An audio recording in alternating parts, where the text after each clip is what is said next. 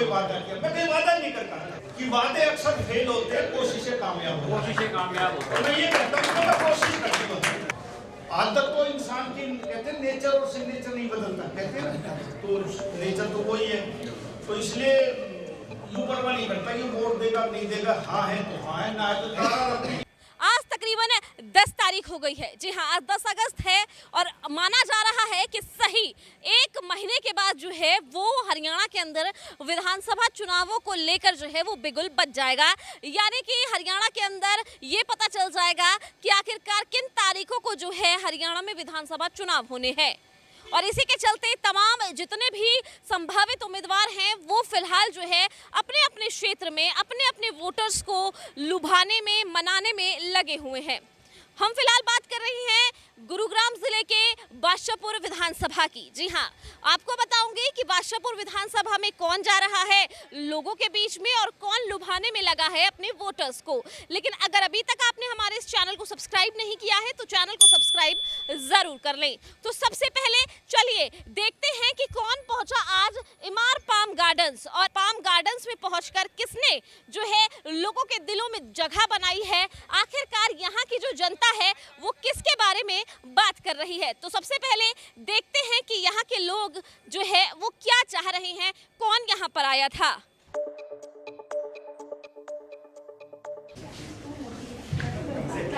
आप लोगों ने जो मान सम्मान दिया इसका आप सबका तहे दिल से शुक्रिया करता हूं। आपको बता दूं कि यहाँ पर आज जो है वो हरियाणा के पूर्व कैबिनेट मंत्री राव नरबीर जो है वो आए थे। इमार पाम गार्डन के लोगों ने यहाँ पर उन्हें पूरा समर्थन दिया है।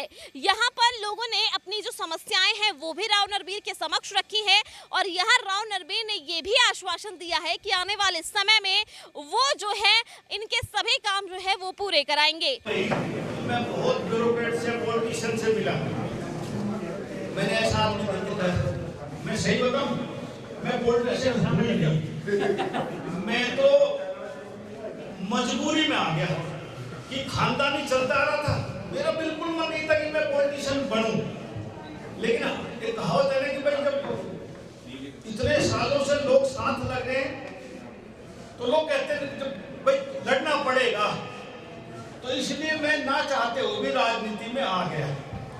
आदत तो इंसान की, कहते हैं नेचर और सिग्नेचर नहीं बदलता, कहते हैं ना, तो नेचर तो वही है। तो इसलिए ऊपर वाला नहीं करता कि वोट देगा नहीं देगा, हाँ है तो हाँ है, ना है तो तारा रखने की आदत पहले से नहीं रही कि मैं झूठ बोल के जाऊँ। और इतने चुनाव लड़े हैं, हारा भी हूँ जीता भी, लेकिन कोई आदमी ये कह दे कि चुनाव से पहले नरवीर सिंह ने कोई वादा किया, मैं कहीं वादा नहीं करता। और कहते हैं कि वादे अक्सर फेल होते हैं, कोशिशें कामयाब होती हैं। मैं ये कहता हूँ कि मैं कोशिश करती हूँ। जैसा कि आपने सुना कि जब लोगों ने यहाँ पर अपनी रोड की समस्याएं राव नरबीर के सामने रखी तो उन्होंने साफ कर दिया कि मैं कोशिश करूंगा कि आपकी सभी समस्याओं को जो है वो पूरा कर सकूं। लेकिन मैं आपसे इस बात का वादा नहीं करके जाता, क्योंकि कोशिश करने वालों की कभी हार नहीं होती। आपने देखा कि जब राव नरबीर यहाँ पर पहुंचे तो लोगों ने यहाँ पर कितना प्रेम जो है वो उनको दिया। अब हम आपको सुनवाते हैं कि आखिरकार राव नरबीर जो है वो फिलहाल पहली बार, मैं आपको बता दूं कि सोसाइटी में आए थे, सोसाइटी के लोगों ने किस तरीके का प्यार उन्हें दिया, उनका क्या कुछ कहना है, चलिए सुनते हैं पूर्व कैबिनेट मंत्री राव नरबीर से। और मैं 14 से 19 तक यहाँ एमएलए रहा, मिनिस्टर रहा। गुड़गांव में बहुत कुछ बदलने की हमने कोशिश की। मैं ये नहीं कहता सब कुछ हमने बदला, लेकिन बहुत काम किया। आपका द्वारका एक्सप्रेसवे, आपका बादशाहपुर एलिवेटेड, हीरा होंडा चौक, गाजी चौक, सिग्नेचर टावर, महाराणा प्रताप चौक, ये सारे चौक हमने अपने राज में शुरू किए। और आज आप देख लो गुड़गांव की तस्वीरों तक भी 5 साल में बदलने का काम हुआ। सारा इलाका हमारा जो पुराना गुड़गांव और नए गुड़गांव की कनेक्टिविटी ऐसी थी जैसे हिंदुस्तान पाकिस्तान में जाना हो। मेरा सिविल लाइन में मकान है, यदि मैं किसी सुख दुख में बादशाहपुर भी जाना चाहता था तो आधा पूरा घंटा लगता था राजीव चौक के। आज हम सोना जाते 15 से 17 मिनट में अपने घर से और सोना पहुंच जाता हूँ। ऐसा एलिवेटेड हमने बादशाहपुर एलिवेटेड बनाया। 1900 करोड़ रुपए खर्च हुए। आपके जो द्वारका एक्सप्रेस दिल्ली जा रहे हो 9600 करोड़ रुपया है ये जब मैं गडकरी जी के पास गया, क्योंकि मैं पीडब्ल्यू मिनिस्टर था, तो 2015 की बात में एक दोस्त के साथ गाड़ी में, प्राइवेट गाड़ी, और शायद होंडा सिटी कार थी, उसमें बैठ के मैंने कहा इस रोड को देखा था। ये हुड्डा का रोड था जिसपे द्वारका एक्सप्रेस वे बना है। और बहुत टूटा हुआ था, सीडान गाड़ी में चलना ना, छोटी गाड़ी बहुत ठीक के जाते थे, ऐसी में आप निकल जाते थे। और बजगेड़ा में दीवार लगी थी, बंद था क्योंकि दिल्ली की करेंटरी आ गई। तो मैंने गडकरी इसका साहब मेरी विधानसभा है सारी है और इसकी कनेक्टिविटी आप दिल्ली से करो। उन्होंने कहा मैं कैसे करूं? मैंने कहा जी हरियाणा में तो हमने जमीन एक्वायर कर रखी है, थोड़ी बहुत होगी चौड़ा करोगे तो। बाकी दिल्ली गवर्नमेंट में आम आदमी पार्टी की सरकार है, हम नहीं कर सकते। यदि आप इसको नेशनल हाईवे डिक्लेयर कर दोगे तो आप इसको एक्वायर कर सकते हो। बोले ठीक है, कितना पैसा लगेगा? मैंने कहा जी 400-500 करोड़ रुपए लग जाएगा। आपको यदि नहीं होगा वो हाँ भर के 14 अगस्त 2017 को बादशाहपुर में इस बादशाहपुर एलिवेटेड का शिलान्यास करने आए थे। उस जनसभा में उन्होंने कहा, तो उसी मीटिंग में उन्होंने कह दिया था कि भाई मैं ये बना दूंगा। तो कह के गया भाई आदमी जो आपका एमएलए है बहका के मुझे ले आया कि 400-500 करोड़ में बनेगा। मेरी गले में मरी गाय डाल दी कि 9600 करोड़ रुपए का एस्टिमेट बना हरियाणा नहीं, हिंदुस्तान का 28 किलोमीटर का 9600 करोड़ रुपए का सबसे महंगा रोड है। कैलकुलेशन करना, 28 किलोमीटर 9600 करोड़ रुपए का पूरे हिंदुस्तान में ऐसा रोड नहीं है जितना महंगा भी अच्छा ही आपका बना है। बहुत सारे काम की गुरुग्राम में यूनिवर्सिटी बनाई, वो काम के एक हॉस्पिटल का काम हमारा पूरा रह गया। जब हम छोटे थे तो मेरा सेक्टर 73 में घर है, बहरामपुर गांव बोलते हैं, मेरा जन्म यहाँ का है। और हमारे पिताजी जब मिनिस्टर थे 70-71 की बात है, सिविल लाइन में मकान था। तो छुट्टियों में नैनीताल पड़ता, नैनीताल से आता तो कई बार कहते कि भाभी कोठी के ऊपर, तो माँ से ये कहते थे माँ हम छावनी जा रहे हैं। इसको गुड़गांव कोई नहीं कहता था, इसको छावनी कहते थे। लेकिन भाई मारुति की कंपनी आई, फिर रियल एस्टेट में डीएलएफ आया और आज तो हजारों रियल एस्टेट की कंपनी आ गई। लेकिन इन दो कंपनियों ने, मारुति और डीएलएफ ने इस गुड़गांव को मिलेनियम सिटी, साइबर सिटी और आज तो इसका गुरुग्राम नाम पड़ गया। इन दो कंपनियों की मेहरबानी है कि इन्होंने इस गुड़गांव की डेवलपमेंट की। सरकारी तौर पर उतना पैसा नहीं लग पाया जितना हम रेवेन्यू देते हैं। आज हरियाणा के खजाने में गुड़गांव जिला तकरीबन 56% रेवेन्यू देता है। लेकिन जब खर्च करने का नंबर आता है तो हमारे मामूली सा खर्च होता है। मैं ये नहीं कहता कि 56% गुड़गांव में ही खर्च होना चाहिए, लेकिन इतना तो खर्चों की मूलभूत सुविधाएं हमें मिल सके। लेकिन पता नहीं क्या कारण रहे कि 2014 से 19 तक हमारे टाइम में मुख्यमंत्री ने बहुत मांगी और इसीलिए कामों में मिनिस्टर 3 बार रहा हूं। लेकिन एक बात बताता हूं कि मिनिस्टर के हाथ में भी कुछ नहीं है। मिनिस्टर साल में 1 महीना 3 और 4th क्लास की सिर्फ ट्रांसफर पोस्टिंग कर सकता है। बाकी छोटे से छोटा काम भी मुख्यमंत्री तक फाइल जाती है, जो ना करते तो नहीं होता। लेकिन मेरी मुख्यमंत्री की ऐसी सिचुएशन रही कि जो काम मैंने भेज दिया वो 24 घंटे रुकानी, इसलिए गुड़गांव में कुछ विकास की डेवलपमेंट हो पाई। एमएलए बन जाओ, मंत्री बन जाओ, लेकिन चीफ मिनिस्टर से यदि आपकी इक्वेशन ठीक नहीं है तो विकास का काम नहीं हो पाया। इसीलिए 2019 से 2024 तक मेरी सरकार है, भारतीय जनता पार्टी की सरकार है ना, लेकिन वो विकास के काम नहीं हो पाए जिस हिसाब से गुड़गांव वालों ने वोट डाली थी। इसलिए नहीं हो पाया कि उन एमएलए का चीफ मिनिस्टर पे विश्वास नहीं जम पाया। यदि विश्वास होता तो कुछ तो काम होते। मैं इस पंचवर्षीय योजना में बहुत कम ध्यान रेवेन्यू लगा होगा। आपने देखा होगा कितने शिलान्यास और कितने उद्घाटन हुए। तो हम 19 तक काम शुरू करके गए, उनका उद्घाटन हुआ, शिलान्यास बहुत कम सरकार कर पाई क्योंकि उनकी पकड़ नहीं रही। 2019 में अब 24 में अब चुनाव है, लोकसभा का चुनाव हुआ, आपके आशीर्वाद से भारतीय जनता पार्टी जीती। 2019 में राजनीतिक कारणों से मेरी टिकट कट गई। कई बार हमारे आपस राजनीति भी चलती है, कभी कोई खिलाफ हो जाता, कभी कोई खिलाफ, और मैं चुनाव नहीं लड़ा। लेकिन मुझे विश्वास है अब मुझे टिकट मिलेगी, भाई मैं चुनाव लड़ूंगा। निवेदन करने आया हूं कि खूब सोचना, खूब विचार करना। सब कैंडिडेट आपके पास आएंगे, आप सोशल मीडिया पे हो, आप तो वो लोग हो जो दुनिया भर की खबरें आपके मोबाइल पे रोज मेरे से भी पहले आप तक पहुंचती है। यदि आपको ये लगे कि हमारे इलाके में नरवीर सिंह और कैंडिडेटों से ज्यादा काम कर सकता है तो आपसे प्रार्थना है कि मेरी वोट देना। और यदि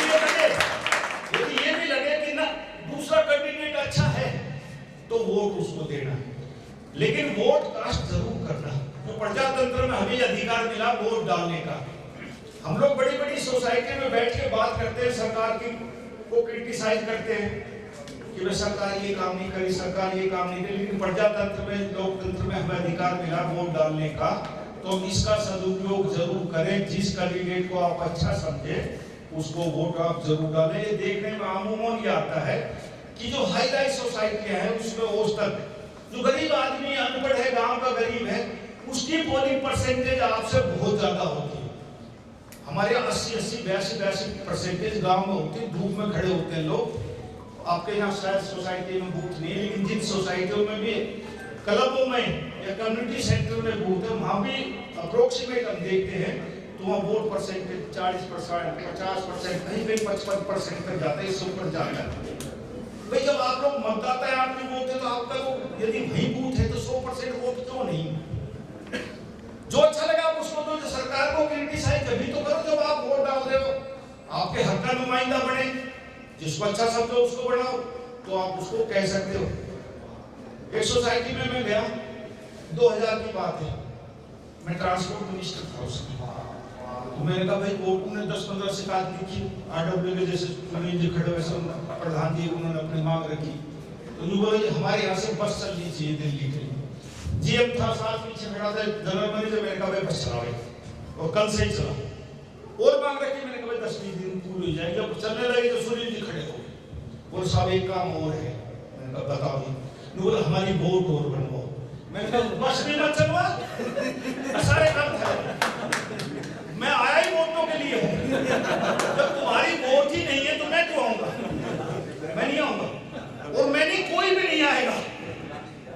और ये मैं हकीकत कह रहा हूँ, मैं प्रत्याशी उसमें मैं सच कह के जा रहा हूँ आपसे कि यदि आपकी वोट नहीं होगी, आप परसेंटेज 10-15% वोट करोगे, तो मैं अगली बार आऊंगा भी नहीं आपसे। 15%, 5.25 लाख वोट होगी, 200 वोट तो डालोगे, कौन आएगा आपके पास?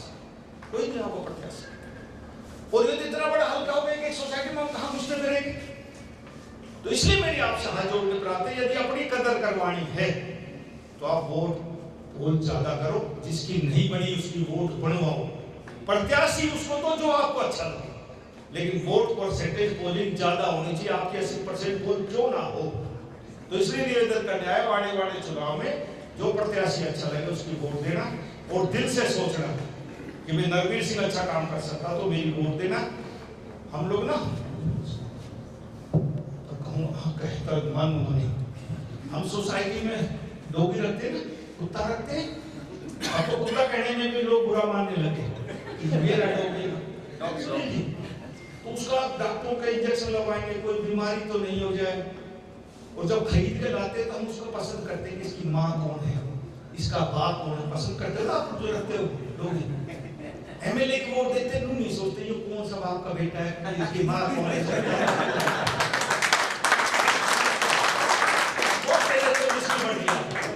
कम से कम उसकी तो नस्ल देखो ना। हमारे कहावत है कि माँ पर पूत पिता पर घोड़ा, घना नहीं तो थोड़ा थोड़ा, तो खून का संग तो होता है ना। अरे इस इलाके का आप लोग नए आए हो, मेरे दादाजी को देखा, मेरे परदादा को देखा, मेरे चाचा को देखा, मेरे पिताजी को देखा, 3 बार मैं रह लिया, मुझे देखा। कोई आदमी पूरे लोकसभा में ये आके कहते कि हम नरवीर सिंह के पास गए और नरवीर सिंह ने ये कहा कि मैं फला आदमी को लेकर आओ, जब मैं काम करूंगा तो मैं वोट नहीं मांगता आपसे, मेरी आदत ही नहीं है।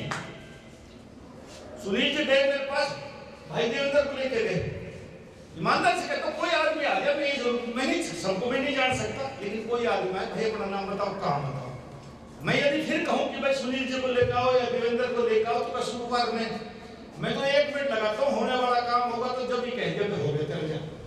दूसरा मिनट नहीं लगाता, नहीं होगा तो तू जा, मैं नहीं कर सकता, कहीं और करवा। तो इसमें क्या बुराई है भाई? कई आदमी मेरे को कहते जो मेरे साथ रहने वाले एकदम मना मत करा कर। मैंने इसका 4 बार चक्कर कटा के मना करूंगा जी, फिर गाड़ी नहीं दे रहा मुझे, मेरे को एम्बुलेंस चक्कर कटवाए। तो मेरी ये आदत नहीं है, मैं समझ कहता हूँ और फिर कह रहा हूँ कि जो काम की हाँ भरूंगा वो 100% हो जाएगा। ये मेरे खूब तसल्ली करना, जैसे मोदी जी कहते हैं कि मोदी गारंटी है, यहाँ मेरी नरवीर सिंह की गारंटी तो राव नरवीर की बात सुनकर, उनका वादा सुनकर और उनका व्यवहार जानकर यहाँ इमार पाम गार्डन के लोग कैसा महसूस करते हैं, उनसे भी जानते हैं। हाँ, मैं ज़रूर कहना चाहूँगा भाई नरवीर सिंह जी से हम बहुत कन्विंस हुए हैं। हमने अपनी कोई डिमांड अभी नहीं रखी है, हमने सिर्फ एक बोला है कि हमारा एक रेवेन्यू रास्ता है, हमारे रेवेन्यू रास्ते को ठीक कर दिया जाए और हम पूरा 100% इंश्योर हैं कि भाई साहब इस काम को जल्दी से जल्दी कराएंगे और हम भाई साहब के साथ बिल्कुल खड़े हुए हैं। बिल्कुल पूर्ण रूप से पूरी हमारी सोसाइटी नरवीर जी के साथ है। हम भारतीय जनता पार्टी से अनुरोध करना चाहेंगे कि राव नरवीर जी को टिकट दे, हम इनको जिता के भेजेंगे। हम और किसी के साथ नहीं है, हम राव नरवीर के और बीजेपी के साथ हैं, अदरवाइज हम किसी के साथ नहीं है। अगर बीजेपी किसी और को टिकट देती है तो हम तो नरवीर के साथ हैं मैम। जैसा कि आपने जाना कि राव नरवीर भी जो है वो यहाँ पर इमार पाम गार्डन के लोगों के जो है दिल में बसने के लिए बिल्कुल तैयार हैं और जो यहाँ के लोग हैं वो भी यह चाहते हैं कि राव नरवीर जो है वो उनके दिलों में बस जाए। अब देखने वाली बात ये होगी कि जब तकरीबन 1 महीने के बाद जब भारतीय जनता पार्टी टिकट वितरण करेगी, चुनाव सामने आएंगे, तो क्या भारतीय जनता पार्टी एक बार फिर से राव नरवीर के ऊपर अपना विश्वास जता पाएगी या नहीं, या फिर आने वाले समय में तस्वीर कुछ और ही होगी। आपको क्या कुछ लगता है कमेंट करके जरूर बताएं। खबर को शेयर इतना करें ताकि ज्यादा से ज्यादा लोग देख सके, साथ ही इस चैनल को सब्सक्राइब करें। धन्यवाद।